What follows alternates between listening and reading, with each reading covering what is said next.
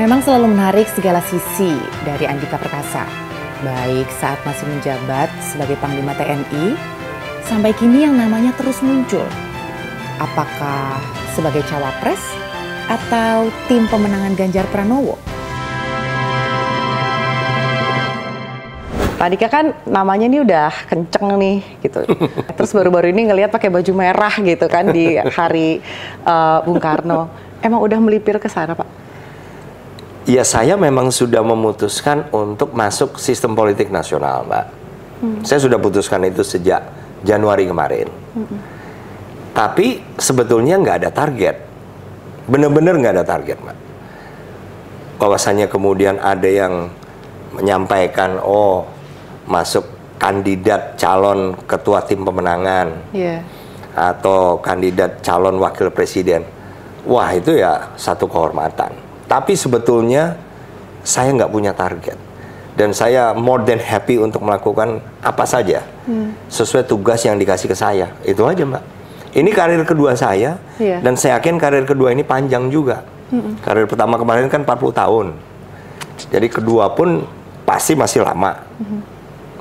Jadi saya siap ditugaskan apa saja, dan saya ingin menjadi bagian dari sistem politik nasional yang punya nilai tambah deh. Betul-betul ini ya, seorang tentara yang siap, pokoknya ditugasin apa aja siap gitu. Tapi nggak jadi ini, Pak, nggak jadi GR gitu kan, apalagi wah gila Pak Andika Perkasa nih cocok nih, karena kayaknya cawapres tuh cocok kalau dari militer gitu. Kayaknya gue nih paling tepat gitu-gitu nggak, Pak?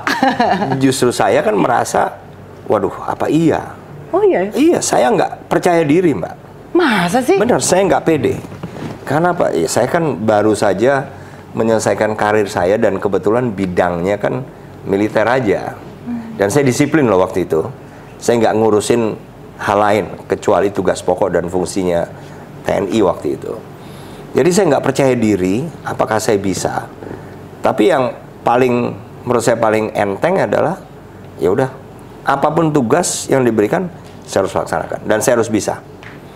Karena itu dunia kami juga waktu itu, Mbak. Iya. Tugas apapun harus siap dan harus bisa. Iya sih. Tapi udah ada yang bisik-bisik belum? Belum. Belum kali. Belum. Tapi nanti aku dikasih tahu kalau ternyata udah mulai dibisik. Oh iya, pasti, Mbak. Pak Andika kan sekian lama tuh netral. Iya. Selama jadi TNI itu kan harus netral, meskipun mungkin punya preferensi ya saat itu gitu kan. Iya. Dan gimana caranya terbiasa netral, terus kemudian harus terjun gitu kan? Gimana tuh, Pak?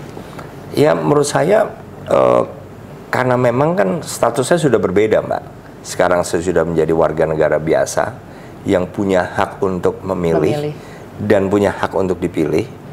Jadi ya saya ya harus bisa itu tadi. Walaupun belum pernah, ya harus bisa. Tugas apapun lah. Dan sekarang kan udah kelihatan nih, Pak Andika tuh lebih condong ke Ganjar. Mas Ganjar, betul. Mas Ganjar itu. Kan masih ada yang lain gitu kan. Betul. Kenapa Ganjar, kenapa ke baju merah gitu? Ya, kalau partai kan memang banyak lah, Mbak, pertimbangannya ya. Yang saya merasa lebih cocok di mana. Walaupun untuk itu saya belum bisa ngomong karena yang ngomong nanti bukan saya gitu. Tapi kalau perorangan ya saya melihat Mas Ganjar lah yang paling pas saya dukung. Dan saya pilih sebagai calon presiden dengan berbagai ya pertimbangan lah, walaupun juga sebetulnya banyak yang belum saya tahu tentang Mas Ganjar, tapi kok rasanya kok klik aja gitu. Kayak lagi jatuh cinta gitu ya? Iya, gitu. Iya, sering loh, Mbak punya teman perempuan juga, saya punya teman laki-laki juga. Iya sih. Saya merasa oh ini klik nih, cocok nih, kan sering gitu, tanpa tahu dalam apa sebabnya, tanpa harus kenal lama dulu, enggak juga. Yang penting ada chemistry-nya. Nah itu tadi. Kita juga nggak bisa jelasin tuh, ya kan, Mbak? Iya. Pernah juga sih memang kayak gitu. Termasuk sama Pak Ganjar juga kayak gitu. Betul. Kirain karena udah sering ngobrol soal nasionalis, Pancasilais, gitu-gitu. Sama sekali malah. Yang paling jarang ketemu ya justru Mas Ganjar. Mas Anies saya lebih sering ketemu. Kalau ketemu yang one on one juga ada 2 kali. Mas Ganjar cuma sekali. Gitu. Ini keberuntungan untuk Mas Ganjar nih. Sempat ngobrol-ngobrol sama ibu nggak kalau untuk urusan Istri saya, Hetty. Ya kadang-kadang. Dukung-dukung aja. Oh iya, kalau Atau mendingan janganlah Pak, kita jalan-jalan dulu lah keliling Eropa gitu. ya kita kan udah sama-sama 31 tahun Mbak ya. Jadi udah sangat tahu lah. Dan Hetty sangat suportif ke saya. Gitu ya. Mungkin juga karena percaya. Kalau gitu nanti kita tunggu nih teman-teman, apakah cawapres, apakah ketua pemerintahan, ya pasti Anggi Pasaribu harus diundang nanti eksklusif ngobrol sama Oh Pak. iya pasti. Kan lama di UGM dia 2 tahun ya. 2 tahun, terus Dan dual degree. Terus ke Melbourne 2 tahun. di Melbourne. Habis itu lulus, 1 ngambil tahun. S2 di Amerika. Jadi saya tanya, "Ma, itu laki-laki yang mau dijodohin sama Hetty gitu kan?" Iya. Aduh, Mama kenapa nggak bilang? Aduh, jadi lemari bajunya Mama saya buka, saya cobain baju-bajunya Mama karena On the saya pengen spot kelihatan, tuh. iya, saya pengen kelihatan seperti perempuan dan pengen ditaksir gitu.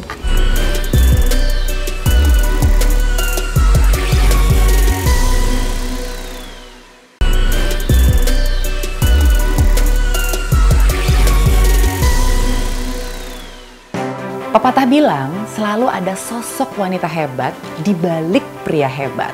Pun demikian adanya dengan Andika Perkasa. Perjalanan karirnya di militer dimulai dari zero to hero. Ini tidak lepas dari sosok Hetty Andika Perkasa sang istri. Dimanapun selalu mendampingi, kapanpun dan bahkan apapun yang menjadi kebutuhan Andika Perkasa selalu disiapkan sampai hari ini. Bahkan kalau kata Pak Andika nih, Hetty itu selalu ada di samping saya. Hihi. Nah, Ibu, aduh, sehat Ibu, terima kasih loh waktunya. Mas Hendru, halo. Jadi sosok bapak dan suami di rumah, Andika Perkasa lembut dengan pembawaannya. Sang istri juga bilang, Andika kooperatif dan demokratis atas berbagai apapun putusan yang diambil oleh tiap-tiap anggota keluarga. Termasuk keinginan sang anak yang gak mau meniti karir yang sama dengannya. Ya, Gimana? Waktu papa masih menjabat jarang ketemu apa gimana? ya mungkin sekarang lebih di rumah ya. Lebih di rumah. Lebih banyak di rumah. Aku tuh tapi Andrew penasaran. jarang bergabung sama kita Mbak. Oh gitu, kenapa? Iya. Kan lama di UGM Oh, iya, dia 2 tahun 2 ya. tahun, terus 2 Dan dual tahun degree. Terus ke Melbourne 2 tahun. di Melbourne. Habis itu lulus, 1 ngambil tahun. S2 di Amerika. Makanya baru lulus ya? Baru, Iya. Baru banget lulus. baru bergabung. Teman-temannya kenal banget kayak sama bapak. Iya kan gitu. Mas Hendru kalau misalnya jadi anak tentara gimana sih? Soalnya kan biasanya kalau misalnya anak tentara tuh bapaknya tuh galak gitu kan, atau enggak anaknya jadi kaku gitu. Kalau papa manggilnya papa atau dad atau Dan dad. Kalau didikan Dedi gimana? Kayak gitu nggak? Keras gitu kalau di rumah? enggak sih, sebenarnya santai. Gitu. Serius santai? Ya, seriusan. Kalau ibu gimana bu? Kan kalau jadi istri tentara tuh kayaknya kaku gitu kan? Iya nggak sih bu? Jadi istrinya Mas Andika sih enggak. Ya. Lebih santai gitu ya? Bawaannya mungkin ya, bawaannya Mas Andika kan tenang. Gitu ya? Jadi alhamdulillah tenang. Jadi kalau di rumah beda dengan Pak Andika yang sedang menjadi seorang panglima gitu? Beda. Sama sih. Sama apa beda ya? Mungkin sama aja. Sama sih kayaknya. Aku tuh penasaran, coba deh dari Mas Andrew deh, Mas Andrew kan paling kecil nih, Ya. gitu kan. Gimana sih bapak sama ibu gitu, kalau di rumah atau mungkin mendidiknya gitu, apakah keras atau mungkin lebih yang ya sudahlah gitu kan, sebagai anak paling kecil gitu. Ya mereka mungkin strict ya, strict. Saya ingat pas kecil kita misalnya cuman boleh nonton TV hari libur aja. Oh gitu. Sama Iya. minggu ya. Itu umur berapa tuh? Iya sampai saya sudah selesai SMA kali ya. Sabtu Minggu aja. Ya. Kenapa Pak Andika? Kecuali news. Supaya Kecuali fokus. news. Iya, supaya fokus saja. Kecuali news. Wah, Edmund beruntung itu. Berarti saya harus meragukan Edmund gitu. Edmund nonton coba boleh Sabtu Minggu gitu. Kecuali berita. Kenapa? Emang nggak fokus kalau misalnya jam-jam tertentu kan boleh Pak Andika? Iya kan dari sekolah kan pasti ada assignment. Oke. Ada assignment, jadi biasanya kalau jam makan tiap weekdays itu jam makan selalu nonton sambil nonton TV, Oke. nggak apa-apa. Tapi setelah itu ya waktunya belajar. Pagi kan sekolah sampai sore Mbak. Sekolahnya sampai sore terus, nggak kayak saya waktu kecil kan sampai Kita jam sampai 12. kan. Mereka kan pulang itu udah sore Mbak. Full day. Bahkan kadang-kadang sampai jam 5 sore. Sehingga pulang, makan, malam, sambil nonton TV, habis itu belajar. Wow, tough juga ya Lundru. Terus kuliahnya di Amerika emang keinginan sendiri atau arahan dari your dad and mom? Keinginan sendiri sih. Keinginan sendiri. Sempet nanya-nanya bagusnya ngambil jurusan apa gitu atau emang you decided first? Apa saya pilih ini semuanya sendiri. Oh, Semua sendiri. gimana tuh Bu? Akhirnya jauh dari yang kecil, terus Iya. suami banyak bertugas gitu kan? Iya. Terus gimana dong Bu?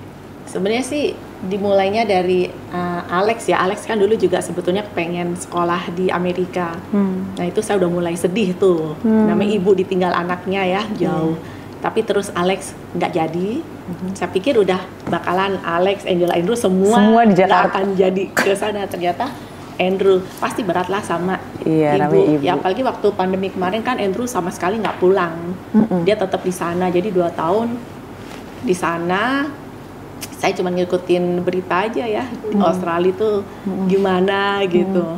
Takutnya ada apa-apa kan COVID kemarin. Tapi Nggak alhamdulillah. kagetnya karena Andrew ini sejak SMP mau ke SMA itu udah pengennya sekolah di luar. Iya. Kita kan nahan-nahan, janganlah. Karena menurut kami ada basic yang harus dia jalani di sini. Apa tuh? Ya basic mengenal teman-temannya, networking. Kan perlu juga Mbak networking. Betul. Kirain kan Sampai harus jadi tentara kayak bapaknya. iya. Oh. Kalau Mas Andika enggak. Pak Andika, ibu langsung kayak enggak. Mas Andika sih bebasin. Justru kalau saya sebetulnya kepengen. Masa pengen jadi Iya, tentara? Justru. Pengen banget. Loh kok bisa kebalikan? Nggak tahu tuh. Jadi kalau Mas Andika membebaskan anaknya mau jadi apa tapi terarah ya. Ya. Jadi memberi beberapa pilihan. Arahnya udah sempit ya, Pak. dipersempit. Pilihan udah tinggal sempit Mbak. Oh. Karena apa? Karena kita kan gali. Setiap kali ngobrol itu kita gali passionnya di mana. Iya. Masing-masing beda-beda. Nah, sehingga passionnya di situ mungkin yang cocok 1, 2, 3. Nah, dan mereka yang milih sendiri. Oh, Gitu. coba Andrew waktu itu bilangnya sama Dad passionnya apa terus diarahinnya kayak gimana gitu? Ya mungkin bukan diarahin tapi Diperintahkan? ya, kan. Oh enggak. Saya ingat dulu SMP saya nonton film Wolf of Wall Street namanya. Oke. Itu apa Iya. pertama kali saya tahu Business World. Iya. Jadi ya sejak itu saya Berat ya tontonannya. Ya. Sejak itu saya tertarik untuk ikut ya bisnis. Gitu. Bisnis. Ya which is good sih kalau bicara soal bisnis networking and Iya, stuff ya kan. iya. Kenapa nggak mau jadi tentara? Sementara ibu tuh mau pernah nggak udah kamu nanti jadi tentara aja gitu. Oh ya sering. Ya saya kurang mau aja. Ya. Why? Ya mungkin apa ya? Mungkin karena saya sudah lihat hidupnya terus saya rasa mungkin ini apa sangat bosan atau apa. Sangat Iya, bosan. sangat bosan, kurang menarik gitu. Kurang Monoton mungkin ya. kurang menarik monotonnya gimana? Ya. Karena dari gitu-gitu aja gitu atau gimana gitu? Ya mungkin gitu. Terus ada apa? Banyak aturan-aturan gitu. Banyak aturan. Kalau di rumah nggak banyak aturan Andrew. No iya. rules at home gitu sama Daddy dan Mommy. Lucu. Kita ngobrol sama kakak-kakak juga berarti. Oh iya. Iya. Iya. Aku nggak mau jadi tentara, kamu aja gitu nggak ada suruh-suruhan itu dong terusin Dad gitu nggak ada. Tahu. Did you talk about it Nggak ada. Ya. with Angel and Alex? No, never. Nggak ada. Atau your brother and sister pernah nggak ngebicara? Enggak. Nggak. Atau pernah ngobrol nggak kenapa nggak kepengen jadi tentara gitu? Oh enggak. Enggak. Kayaknya semuanya Just no. ya. Ya. Nggak ada mungkin yang kepengen udahlah kesian mami dari kita bertiga nggak ada yang mau jadi tentara gitu. Nggak. Kenapa Bu Heti kasihan Mami? Apakah karena biar ada yang maco-maco juga gitu atau gimana? Nggak tahu kalau Biar ada yang saya karena ngejagain. kan papa saya tentara, Iya. suami tentara, mertua tentara. Iya, Saya iya. merasakan lebih Aman. iya, apa ya sudah di Keliling zona dia. yang seperti ini gitu. Tapi nggak ada yang mau ya udahlah. Kok nggak dipaksa gitu? Memang nggak apa? Tapi nggak tahu ya, apakah kalau keluarga tentara itu diharuskan nggak sih, misalnya kepala keluarganya, bapaknya, pokoknya salah satu harus ada gitu, atau memang dibebaskan, atau emang cuma Pak Andika aja yang membebaskan anak-anaknya? Ya, saya rasa banyak juga yang bebasin. Gitu ya? Iya. Kita kan membebasin, tapi tetap aja mengarahkan, mempersempit supaya jangan terlalu semaunya kan gitu, Mbak. Perlu juga itu, Mbak. Tapi juga jangan sampai mewajibkan. Karena apa?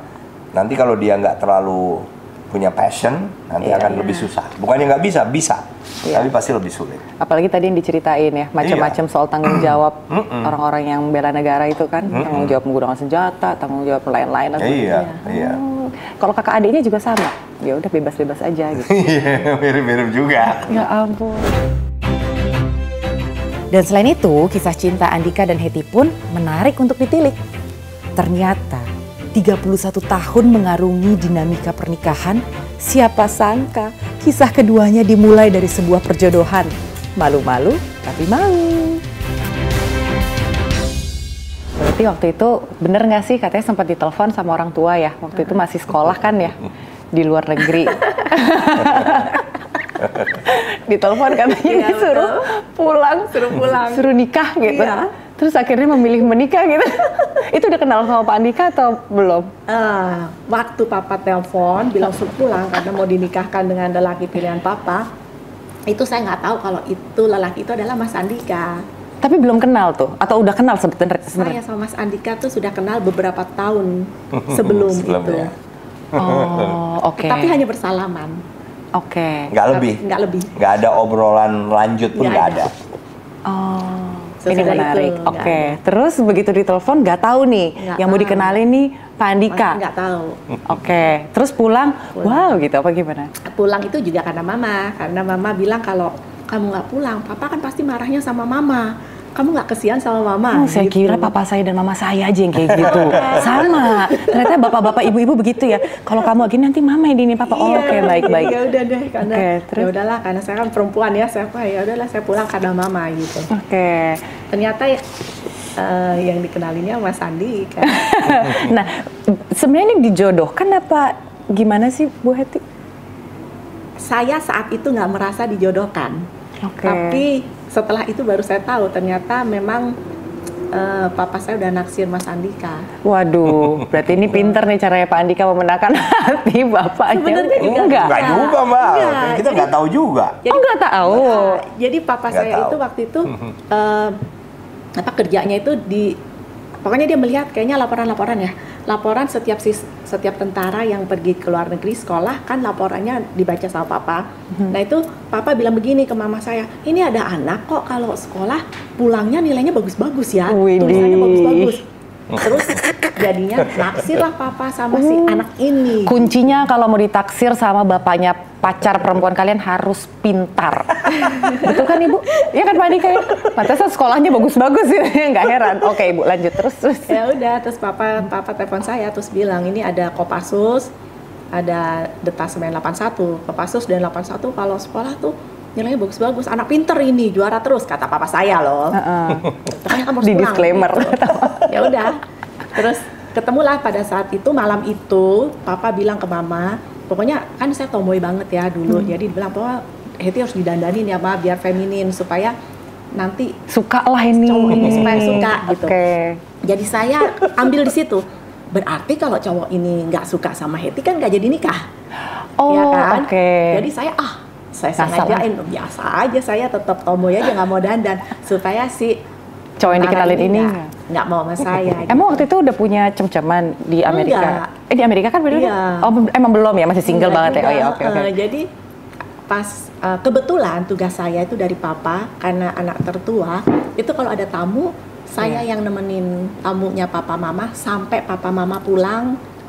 Jadi papa mama datang baru saya pergi gitu. Jadi menemani tamu-tamunya papa mama lah selama papa mama nggak di rumah gitu. Nah saya bukain pintu ternyata loh Mas Andika gitu. Nah kan saya bilang silakan duduk dulu Om, karena semua tentara kan saya panggilnya Om ya. Karena saya pikir tapi tahu nggak waktu itu mau dikenalin sama Bu Hetty? Waktu saya dapat perintah dari rupanya staf mertua saya. minta saya datang untuk ke rumah mertua saya untuk memaparkan hasil. Saya baru kembali dari sekolah Intel di Prancis waktu itu. Mantap. Jadi saya udah siapin paparan, tapi juga begitu dengar nama mertua saya, oh itu kan ada Hetty tuh. Oh gitu. Ya kan pernah kenalan berapa tahun sebelumnya.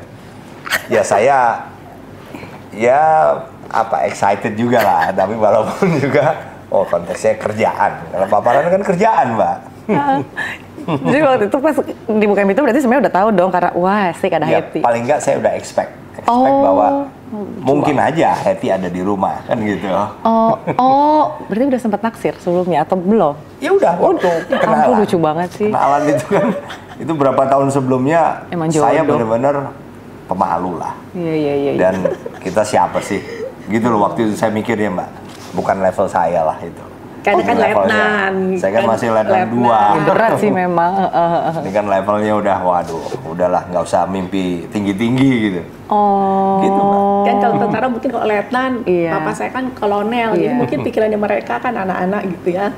Letnan ketemu kolonel gitu. Dan hierarkinya kan Iya, jauh. jauh. Terus akhirnya berlanjutnya Pak Andika tukeran nomor atau Ya, gimana? setelah datang itu ya ngobrol, yang nemenin kan yang muncul Hetty doang. Karena kan papa nggak ada. Jadi rupanya di setup memang papa nggak di rumah supaya saya bisa nemenin. Jadi emang itu tugas saya nemenin. Cuman waktu itu pas Mas Andika datang, kan saya langsung, dia baru pulang dari Prancis jadi rambutnya kan gondrong. Cuman saya, kok Mas Andika? Jadi saya masuk ke rumah, Mama masih di rumah waktu itu belum pergi. Jadi saya tanya, Ma, itu laki-laki yang mau dijodohin sama Hetty gitu kan? Iya. Aduh, Mama kenapa nggak bilang? Gitu kan? Aduh, terus jadi lemari bajunya Mama saya buka, saya cobain baju-bajunya Mama karena saya On the pengen spot kelihatan, tuh? iya, saya pengen kelihatan seperti perempuan dan pengen ditaksir gitu. Udah semua nggak ada yang cocok karena kan emang bukan model saya kan. Gak jadi tomboy dia demi dilirik gitu. Si cowok ini biar naksir gue deh. Akhirnya Mama saya bilang, udahlah Het, jadi dirimu sendiri aja. Ya udah, akhirnya saya pakai lagi jeans itu, pakai kaos itu, keluar lagi terus nemenin Mas. Tapi justru itulah mungkin yang bikin makin jatuh cinta ya Pak Andika ya. Karena emang udah lama mungkin udah ngarep tuh, aduh ada Hetty nggak ya? Iya, baru tahu dia ternyata udah tahu ya bakal ketemu si Hetty. Iya. Berarti Iya. gondrong itu juga udah, waduh manjang-manjang. Udah panjang-panjangin ram. Kenapa nggak dipotong sih Pak Andika ini? Ya kan memang tugasnya waktu itu kan. Ya kan kali ada Intel. Hetty gitu. Bukan, kan lagi Intel. Oh iya, jadi emang harus nyamar ya. Anak-anak tahu, Andrew tahu ceritanya kayak gitu mama-mama? Saya nggak tahu. Ya. Nggak tahu? You haven't heard, have you? No. Never heard about it? Saya nggak tahu. Nah, terus kalau Andrew gimana? Kan Andrew kan di luar negeri nih, pasti kan punya banyak temen gitu kan. Pernah nggak ada yang I met someone nih dad, mom gitu? Baru tadi malam kita ngobrol, ambil makan. Ya saya bilang, Andrew, we're a man. Yang dilihat wanita ke kita, kalau kita berhasil, berarti kamu harus kerja. Ini kan lagi apply, Mbak. Oke. Lagi apply nih. Di sini atau akan balik lagi? Akan balik lagi saya. Berarti kerjanya di sana, Iya. which is good. Iya. Jadi udah ada berapa replies? Ya, sekarang saya lagi setup interview 4 sih. Jadi udah ada 4 yang respon dan minta interview. Wow, keren dong. Yes. Berarti interviewnya masih Zoom ya, virtual Masih, ya? virtual. So anytime harus berangkat, Andrew tinggal berangkat Siap. gitu kan? Iya. Kita sih berharap nanti kita jalan-jalan lagi ke sana, Pak Adik. Itu mah Angginya kali yang pengen jalan-jalan.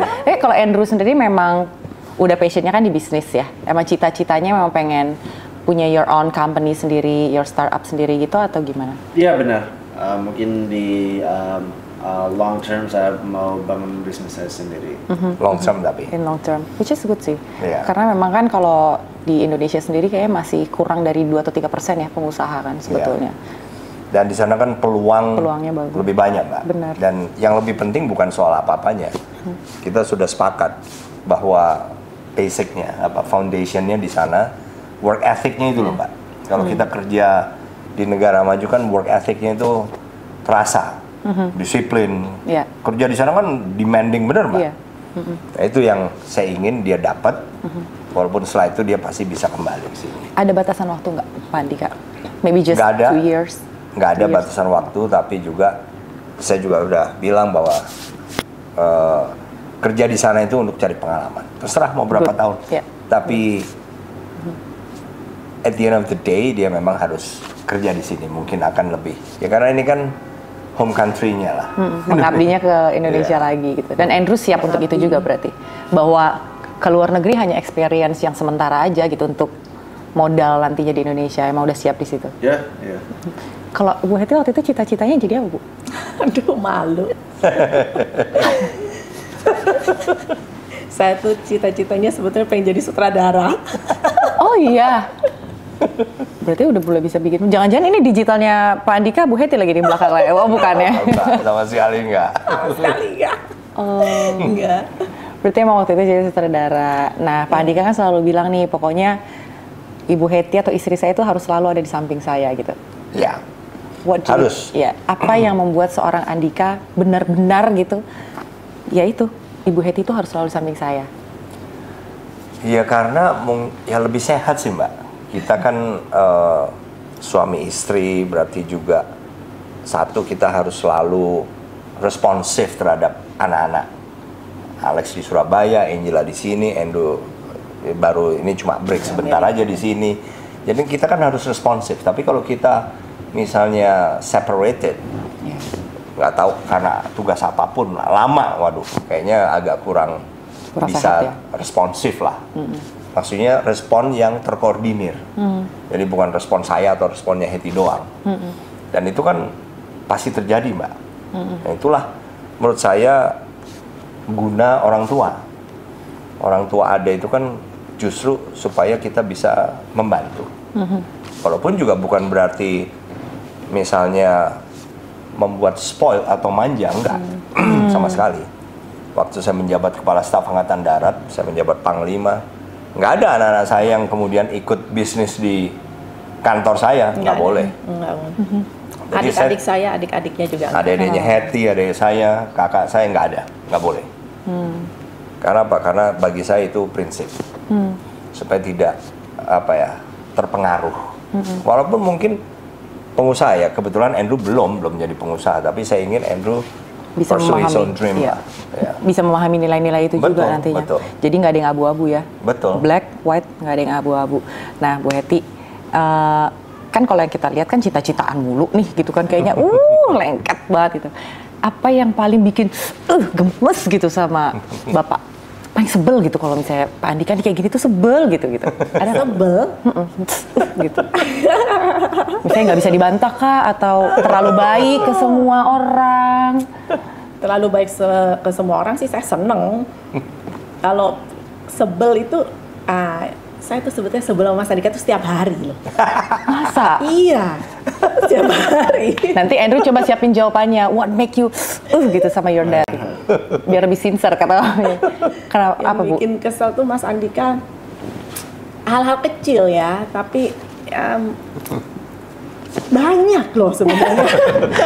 Naruh anduknya sembarangan nggak Bu? Ya, kayak gitu-gitu. Saya tuh sangat berbeda dengan Mas Andika. Hampir semua halnya berbeda. Tapi katanya yang berbeda malah bagus Bu. Amin. Jadi kayak magnet ya, positif sama negatif. Bener nggak? Amin. Saya rasa sih begitu karena ngangenin. Ngeselin tapi ngangenin. Gitu tuh Pak. Gitu.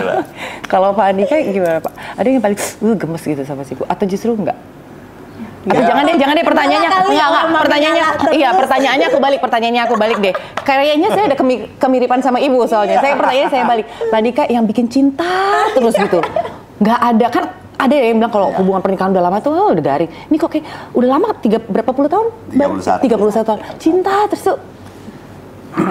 Ya makin kesini kalau menurut saya ya makin terikat kita Mbak. Perasaan saya ya. Makin kesini bukannya makin bosen, enggak. Walaupun juga tidak seperti awal dulu ya. Kita mengekspresikan. Sekarang enggak, tetapi walaupun di dalam hati, posesifnya itu nggak kalah sama dibandingin dulu. Ya betul, kalau itu Mas Andika sekarang lebih posesif daripada waktu dulu. Oh gitu. Iya, jadi itu kan juga mencerminkan rasa cinta ya. Iya. Kalau gitu nanti Bu Hetty sering-sering saya pepet deh biar nggak posesif ya Bu Hetty ya. Kalau kayak gitu kan ya Bu ya. Tapi iya memang kelihatan lebih lama makin lama makin kompak ya. Iya, betul Mbak, betul. Ya bagus sih, mudah-mudahan ntar Andrew juga dapat yang bisa kayak gitu ya Andrew ya. Amin. Amin. Ada banyak prediksi kemana arah karir Andika Perkasa kelak. Tapi ia meyakinkan bahwa apapun pilihannya, ia ingin mendedikasikan integritas dan juga kredibilitasnya untuk kemajuan bangsa. Karena bagi Andika, NKRI masih harga mati. Sebagaimana ia menerapkan betul paham tersebut selama lebih dari 3 dekade berkarir di militer.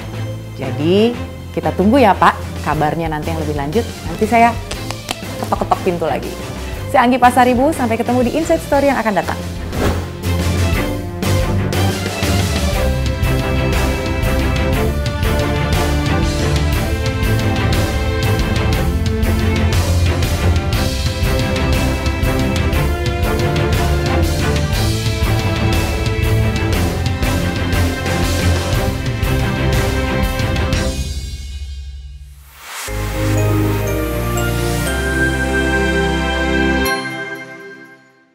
Perawakan yang satu ini tegap dan sigap dalam bersikap.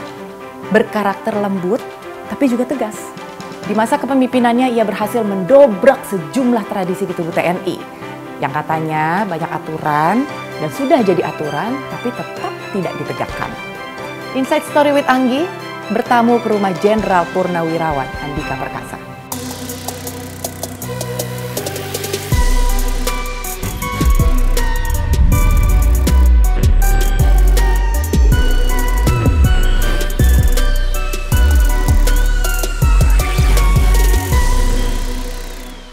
Kali ini tamu saya tuh spesial banget dan saya sangat deg-degan karena seorang Anggi Pasaribu yang hanyalah manusia biasa diizinkan dan dipersilahkan datang ke rumah Andika Perkasa. Dan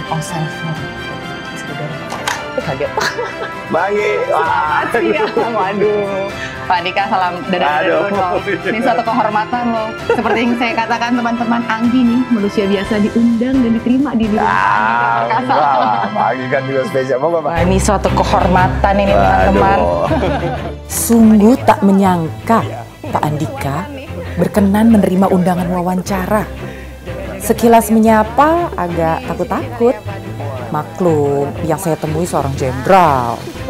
Sosok jenderal yang patut dibanggakan dengan prestasi dan pengetahuannya tentang geopolitik dunia. Obrolan kami dimulai dari kisah masa remaja, cerita tentang Pak Andika yang ternyata tak niat menjadi seorang TNI. Masa jabatan di militer yang jadi tumpuan selama 35 tahun usai sudah. Tahun 2024 makin dekat. Mau kemana sih Pak selanjutnya? Pak Andika, jadi kan sebetulnya banyak nih yang bertanya-tanya, termasuk Anggi juga pengen tahu. Perjalanan Pak Andika di militer tuh kan panjang ya gitu kan. Terakhir bintang 4 lagi gitu kan. Kenapa sih Pak mau jadi TNI waktu itu? Sebetulnya itu bukan cita-cita utama Mbak, cadangan tuh, plan B. Oh. Bener. Jadi awalnya kan saya tuh pengennya jadi arsitek. Karena bapak saya teknik sipil dari ITB dan kerjanya itu memang di Angkatan Darat, tapi korpsnya seni. Korps seni itu bagian konstruksi, bangunan, jembatan. Jadi dari kecil dulu saya udah terbiasa pulang sekolah. Kalau lewat meja bapak saya itu mejanya panjang, terus kertas-kertas dengan gambar-gambar. Tapi gambarnya itu masih pensil waktu itu. Oke. Nah, tapi banyak buku bahasa Inggris juga. Saya nggak ngerti kan, saya hanya lihat-lihat gambar. Nah, mungkin over time itu jadi terbangun interest. Bapak saya juga kadang-kadang ngasih tahu. Kan saya dulu yang tanya, Pak ini gambar apa? Oh ini gambar jembatan. Ini apanya? Gitu-gitulah. Lama-lama terbangun. Lama-lama baru tahu, oh ternyata untuk teknik konstruksi ya, itu bukan hanya teknik sipil, tapi ada teknik arsitektur juga. Nah, akhirnya saya kepengen itu. Ini berubah semua di mau naik kelas 3 SMA. Karena singkatnya, karena biaya nggak ada orang tua saya. Ya udah, saya harus melupakan dan saya sendirian tuh Mbak mikirnya. Saya tetap harus sekolah. Nggak tahu kenapa. Nggak ada dorongan di sini misalnya saya harus kerja seluruh SMA. Justru sekolah. Sekolah. Itu. Saya harus sekolah, tapi yang gratis. Ya udah, dapatlah jawaban 3, Akabri, AIP itu Akademi Ilmu Pelayaran, dan Akademi Pemerintahan Dalam Negeri APDN. Itu dulu. Ya itulah. Jadi TNI ini bukan cita-cita utama. Berarti waktu itu hanya karena pengen sekolah yang penting gratis? Gratis saja, nggak ada motivasi lain. Apakah rata-rata TNI kalau ditanya nih, kenapa sih pengen jadi TNI? Rata-rata pengen jadi TNI itu memang first option atau rata-rata second options? Waduh, belum ada survei, Mbak. Siapa tahu gitu. Mbak harus tanya. Satu-satu. Karena kan kalau sebagian ya keluarga gitu kan, Bang kenapa pengen jadi TNI? Ya jarang gitu dengernya, kayak ya ada sih yang bela negara gitu kan. Ya habis biar gratis misalnya kayak gitu kan. Ya ada juga yang kayak ya udahlah biar bela negara gitu. Tapi belum pernah nanya itu satu-satu ya Pak. Tapi mungkin itu yang nyata ya itu Mbak. Jadi kami-kami yang usia waktu itu 18 tahun waktu daftar, ada yang 19 tahun. Saya sih menurut saya nggak ada yang kemudian membela negara. Lebih karena mungkin satu pertimbangan apa yang kira-kira cocok sama kemampuan saya, kan gitu. Bukan membela negaranya duluan gitu.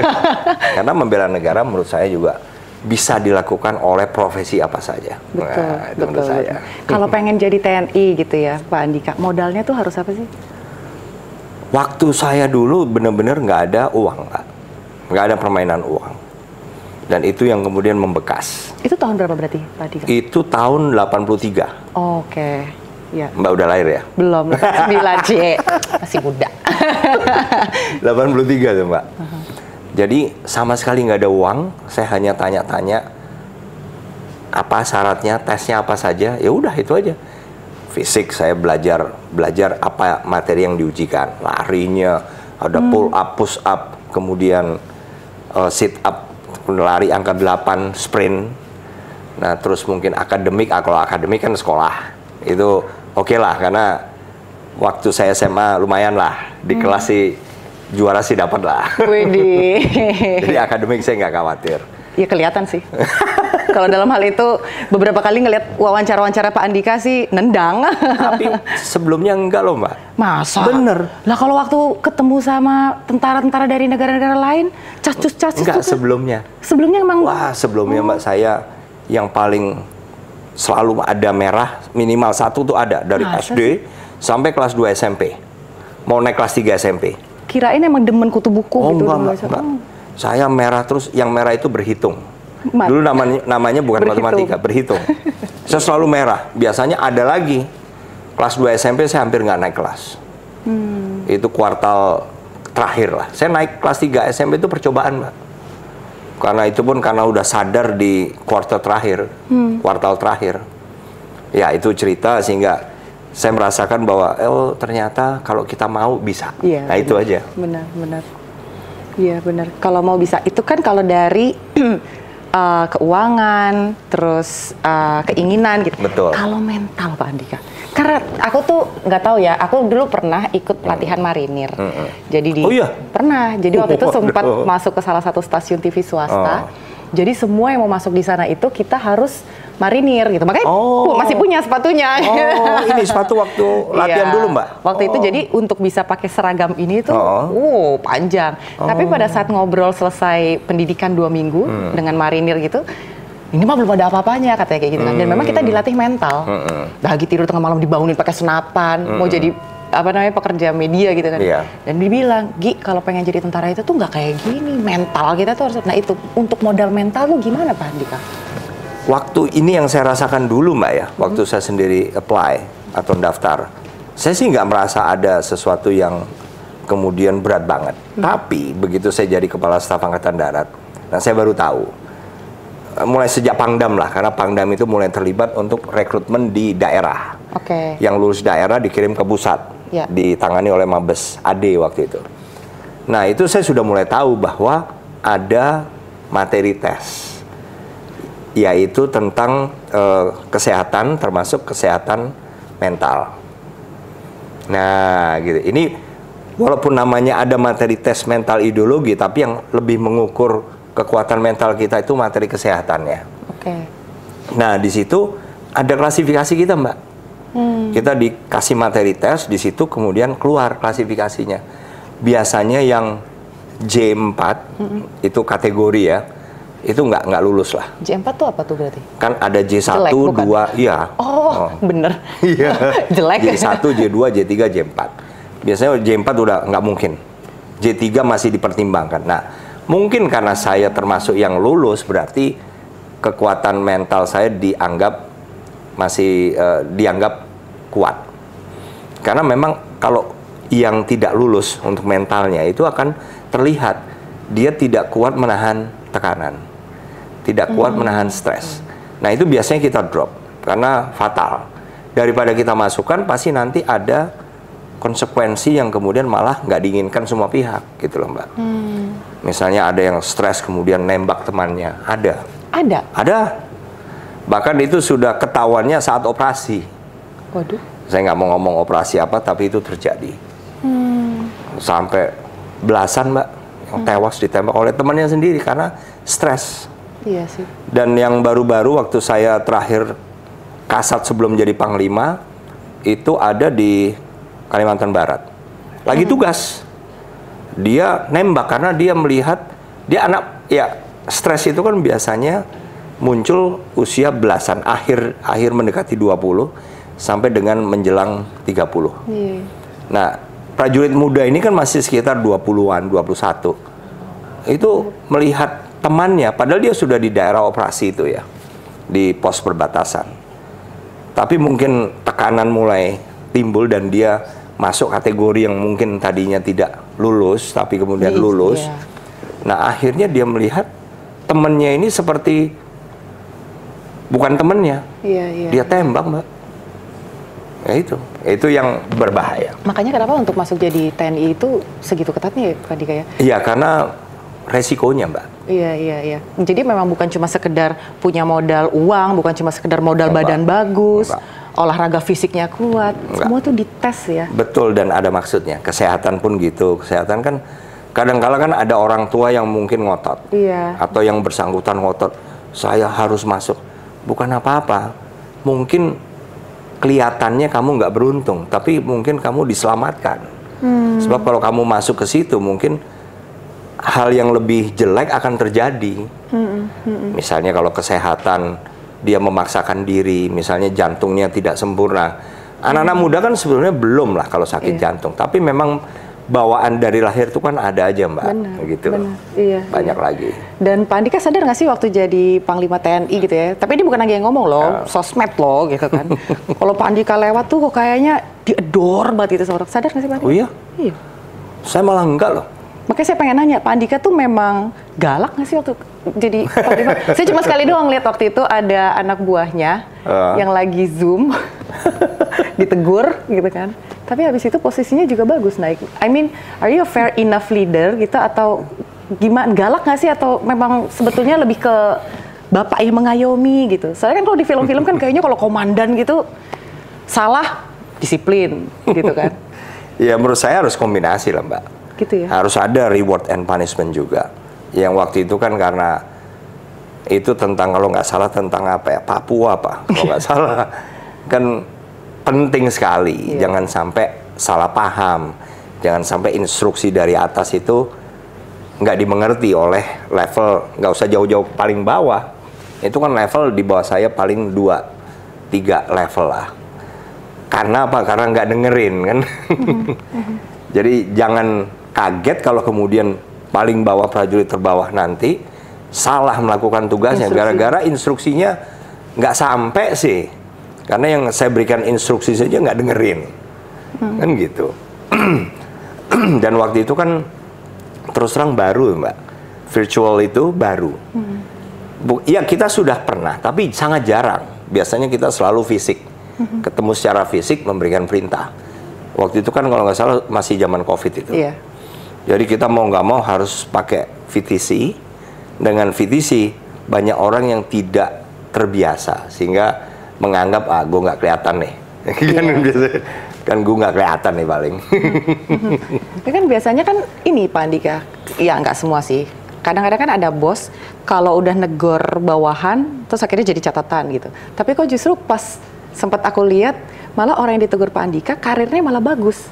Enggak lah, kan kesalahannya apa? Dan memang itu ada Mbak, ada seperti kayak kultur yang nggak bagus lah. Hukumannya itu selamanya. Padahal kan sistem hukum kita aja nggak mengajarkan seperti itu. Sistem hukum kita mengajarkan kesalahan itu kalau memang memenuhi pasal-pasal dalam misalnya KUHP, itu kan dihukum sekali. Nggak bisa dia dihukum kedua kali, ketiga kali, nggak bisa.